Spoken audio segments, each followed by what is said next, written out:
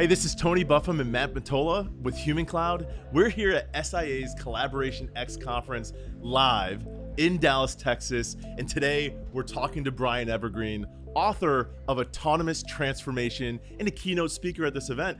Brian, thanks so much for joining us. My pleasure. Thanks for having me. Yeah, so first of all, just tell us a little bit about autonomous transformation. Yeah, so it's about the next era beyond digital transformation. So we've all been talking about digital transformation for a long time. Yeah. And as AI came and we kept putting it under the same umbrella of, okay, this is just another extension. And now digital transformation has expanded to mean anything that you can plug into a wall. Like, we're getting a new toaster. Well, that's part of our digital transformation journey, right? And so when I was working with organizations, when I was US AI strategy lead for Microsoft, I was working with C-suite exec teams to help them define their strategy for the future in the era of AI. And this was back all the way in 2019, right? Which to me doesn't feel like that long ago, but I guess in the context of AI is a little bit ago. Yeah. And I felt like people were stuck because they were trying to use the digital transformation playbook and apply it to AI, and it wasn't working. You don't need to think through the same things to modernize or to migrate to the cloud that you need to think through if you're actually going to transform the way that your business works or the products or services you deliver with AI.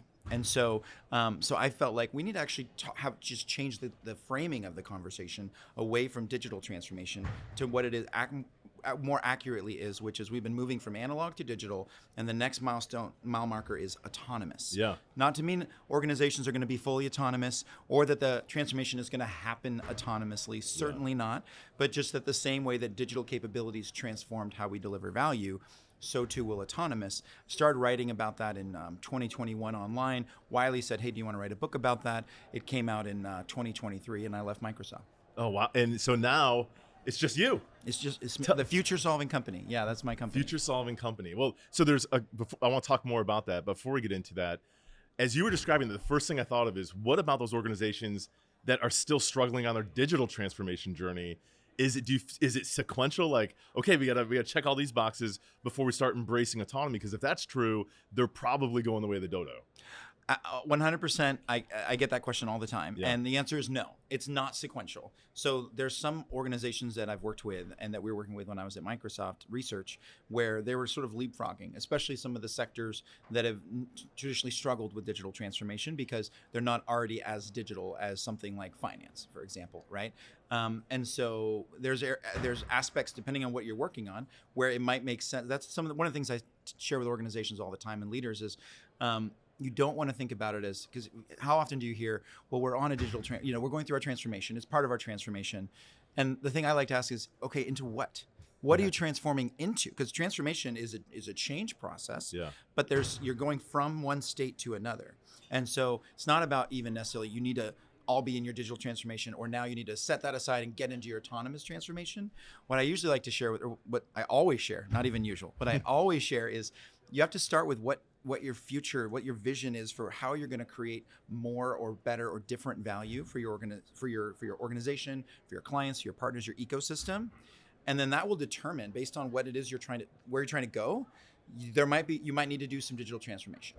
If it's depending on it might be a different direction, future that you're trying to move toward where, okay, actually this is an area where we're going to need, this is an autonomous transformation journey we're going to head on.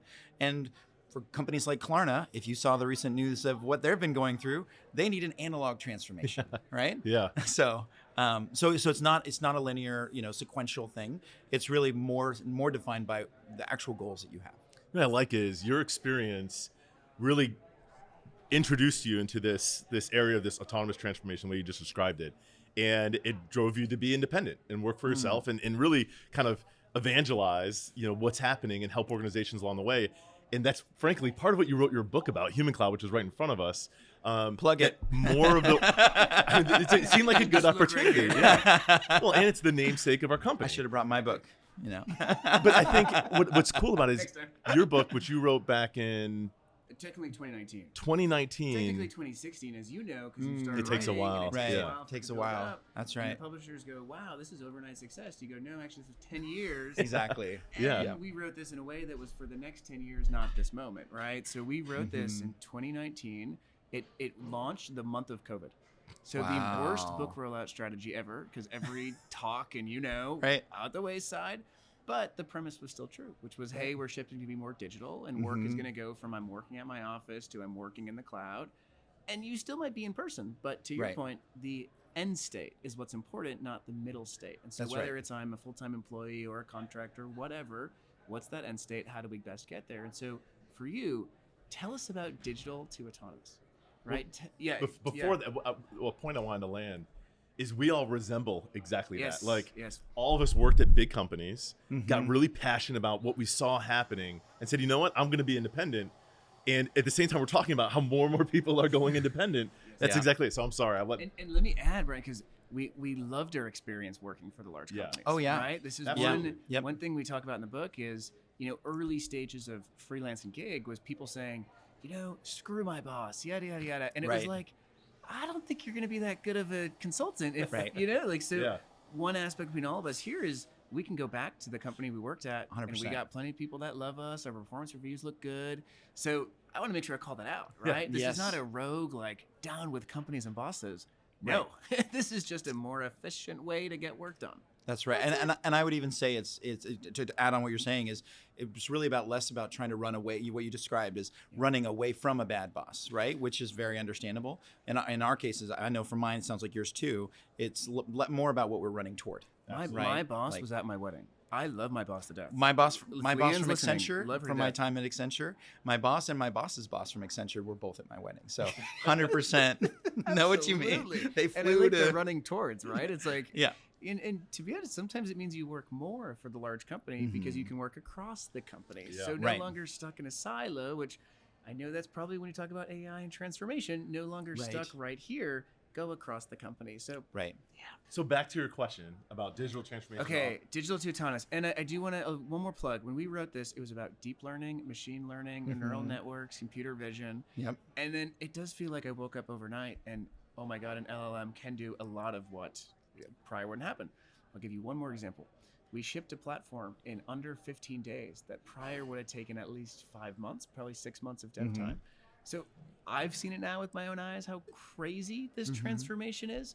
But how do you describe what's happening right now, the wave to LLMs and agents?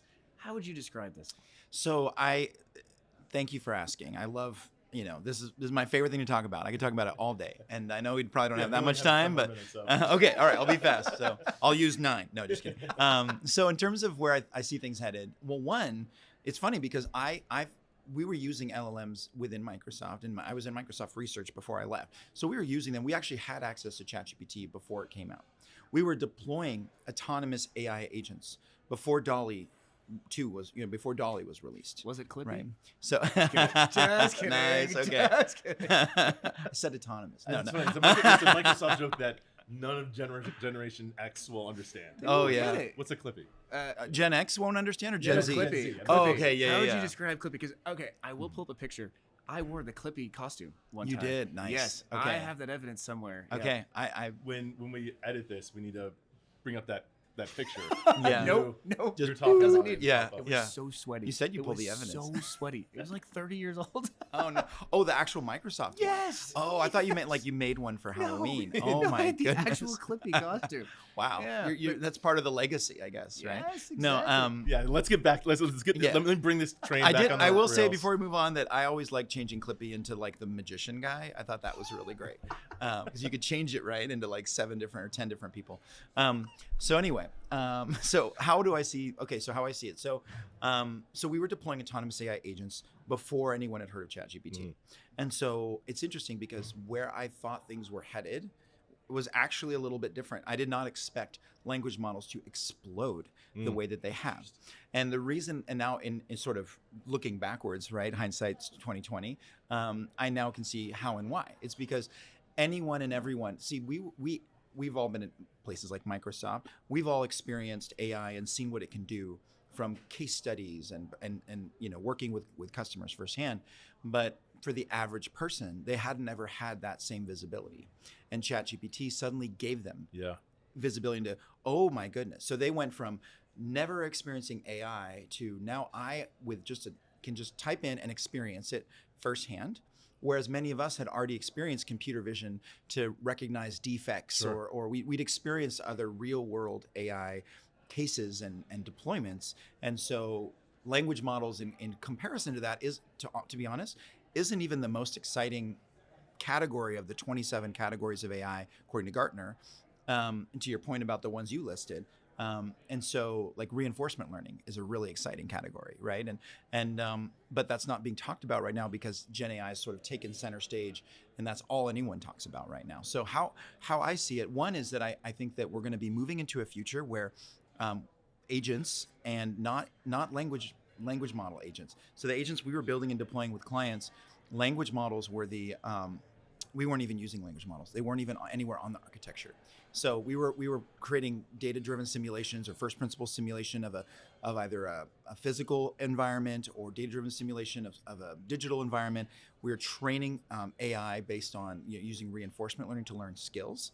And no, we weren't using language models at all, but we were creating agents that could actually master a skill and then be deployed to autonomously run like an actual machine in a factory, or autonomously land a drone without any internet connectivity, or et cetera, or satellite or anything. And so, so where I see things headed, to answer your question, a lot of folks think, okay, we're going to get to a point where someone like Claude or Anthropic or OpenAI is going to create an agent that is going to kind of do everything, like what people might have been hoping Apple was going to announce recently, right? Is like now Siri can take action on your behalf and do all these things. And there will be some of that. I think from a UX perspective, the experience might be that I'm talking to one agent, but behind the scenes, it'll actually be more like a symphony of agents or the internet of agents, where you'll have a network of agents interacting with each other for even one single task. Because just like in a symphony, you wouldn't, if you might find a one-man band really, really exciting if you saw them on the street.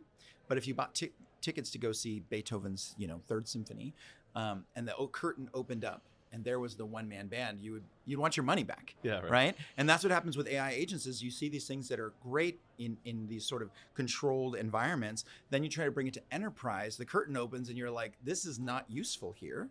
And we need a symphony. We need experts. We need a, from translating to an agentic perspective, the same way you want a violinist to just play violin and the trumpet player to just be the expert, the trumpet, like they're going to play at that level. That's the exact same thing we need for agents.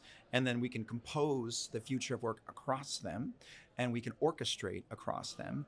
And touching on my music background here, but to be able to actually design the future of work in a way that's productive, where we can go from end to end, where you can. Right now, we're even struggling to assign individual tasks to agents. Where we're eventually going to get to is where we can assign goals. And then once it's been, if it's been defined well, and depending on the space and how many times we've been through that, a symphony or a network of agents can actually go achieve the goal on our behalf. And I can give an example, but I can tell you have a question. So my question for you might be a don't answer it and write an article about a question. Okay. My question, the theme is this really just recursion? And what I mean by that is today's AI, is it really just repeating things that we already do over and over and over better than what we had prior? Now, when we look at employment, some jobs are just meant to do the task list over and over and over. And if you look at software, that's really what it does, right? It just does the same thing over and over. Yep. But when looking at agents, it does seem different in that you can have them, I don't want to say think, right? But you can have them use statistical modeling to go beyond. Right. But does that enable us to actually get the outcomes done? And what I mean by that is, I'll use the example of this podcast. So we're going to produce it. Then there's going to be a file. That file needs to turn into text. That text needs to go out on an RSS feed. I want to hire one person. I don't even want to tell them what to do. I just want to say, get this published. There's probably 15 to 50 subtasks, yada, yada, yada. Right. Can the AI go beyond, please just repeatedly pound this widget? That's my basic question to you. It's a great question. So it's a thick question. The first thing I'd say in answer to what you said is that when you mentioned writing an article, I'm working on one right now, and we'll figure out which publication is the right fit. But so I write for a few. But is the title? The working title is "The Emperor Has No Brains." So because the truth is about these models and language models is they don't actually understand anything. They're just predicting the next word, and they're doing a great job. They're more elegant than ever before. But it's different than what you described. To actually take agency and ownership over something and then drive it all the way to completion, you're checking against, because you know what good looks like, right? And so that's where I think, to your point, with the current architectures that we're on, that with in the way that these models have been developed and are being developed, I don't necessarily see it going, to your question, beyond recursion per se. I think we've seen the organizations that have tried, like Taco Bell, right? Those who don't know the Taco Bell story, 18,000 waters. Yes, exactly. But that was actually Tony. I don't know if you know, but that was you were the. That makes sense. That makes sense. Yeah. Anyone who doesn't know, Taco Bell put an AI in their drive-through, and people, of course, took advantage of it. And once someone ordered 18,000 waters, and it was trying to deliver it to him, I think probably there must be some flag, and they said no, please stop. But but we've seen. I think we're going to continue to see that sort of hashing out, because the hype says, and what's interesting is, if you look on the other end of the hype of what's driving it all, it's all people who stand to make money off of the investment, off of the hype, right? Even when someone goes, well, what about Eric Schmidt? Or he said that 80% of all code will be written by don't even bother going into software engineering, because it's going to be written by AI agents. And then, I replied, someone sent me this in a I think Slack channel, and I replied with an article that said, Eric Schmidt leads funding round for startup that does coding for, it reminds me AI of, for coding. Remember the San Francisco just learn to code meme, where they were going to like truckers and being like, you worry about losing your job? Just learn to code. Now, who's the wealthiest people? The tradesmen.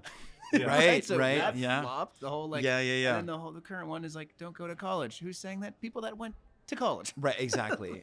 And college isn't about what you like. I study music theory and composition. I'm not currently writing symphonies, right?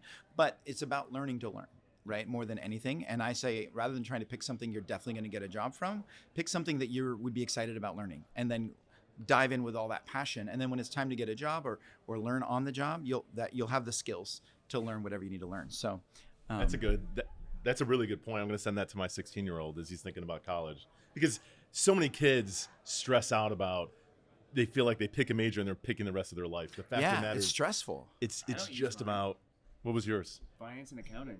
Oh, and yeah. And Nobody would guess that. And they said it's a tech company. I went, what the hell's a tech company? Didn't know what it was. Then I moved to SF, lived in a living room. Well, I like that we just wrapped with that point of the articles. That sounds like a really exciting article. But I wonder if there's anything else that's super exciting that you're working on that you want to talk about as we wrap up. Yeah. So, I mean, my company is called the Future Solving Company, and I help organizations. It sounds kind of simple, but solve for the future. First, envision a future worth solving for, and then solve for that future. And along the way, I've been recognized by various bodies like Thinkers 50 and others, and so I've built a strong network of thought leaders, and now one more. And so what I've been doing is holding these dinners.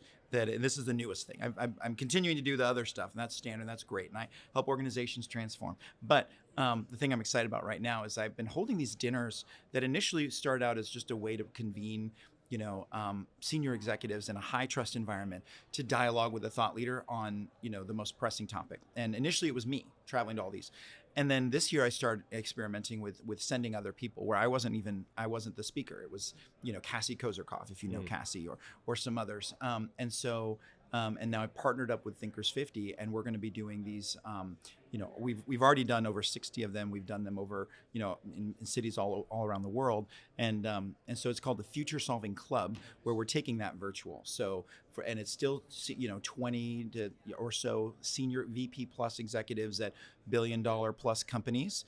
Dialoguing with thought leaders, where a thought leader whose name you'd recognize, like Kim Scott or Nancy Duarte, or one of those type of people that are in my network, would join, or Tom Davenport. I saw we share that connection. Right. Yeah. So grad school. Oh, amazing. Yeah. So Tom would be one where, he would, someone like that would come on, speak for maybe 20 minutes, and then the rest of the hour would be just actual dialogue, which is rare. I feel like usually it's a one-way conversation with thought leaders, like today's keynote, right? There's a quick Q&A portion, but it's mostly one directional, and it's 1,200 people or something, right? Versus being able to be in a virtual room where you actually come off mute and you see that person. There's 20 people only, and so that's the thing, the Future Solving Club that I'm excited about. So related to this, okay. So if you see the front, it was Dan Pink, and I'm going to tell you a quick story. Dan, if you're listening, I apologize to make this public, but the way we got this endorsement was I emailed Dan and I said, Dan, F you told me about this free agent nation and intrinsic motivation, and then I hopped into the working world and I feel like a soulless corporate drone. And then he responded being like, okay, what do you want? And then I was like, I just want you to take a look at this article that I'm writing and potentially endorse our book. And he was like, okay. So Wow. that's how Dan in the Front, which I if get you it. read his endorsement, he does talk about that, right? He's like, hey, this is a transformation. This is a wave. This is a fundamental shift. All right, you got to see. Yeah, so now check it out. And so That's Dan, awesome. thanks for providing that. And then, so we'll talk more about that. But I love it. yes, I you love mentioned it. the thinkers. My connection to Seth Godin was a blind reach out as well. So I know exactly So what you're that's a talking really great segue to if people want to do a blind reach out to you, or if Yeah. they just want to learn Yeah. more about Absolutely. future solving, how do they find you? Where Great should they question. reach out? They can find me on the platform I'm on the most is LinkedIn. So they can find me. I think it's LinkedIn/in/Brian Evergreen. And it's actually me. I don't have any kind of executive assistant running that account or anything like that. It's just me. So. All right, great. Be ready for people to do blind reach outs. They might not all say F you, but they'll do a blind reach out. Hopefully not. Asking for your endorsement or getting it was invited email to a 3, dinner. Okay, email 3. Email 1 was nice. Email 3, I put the F in. Well, thanks so much for joining us, Brian. Absolutely. We having a great time at this event, and we're so glad we got a chance to talk to you. My pleasure. Hopefully, Thanks we for see you having at a me. dinner. Yeah, in the sounds future. great. Love to. Absolutely. Thank you, Brian.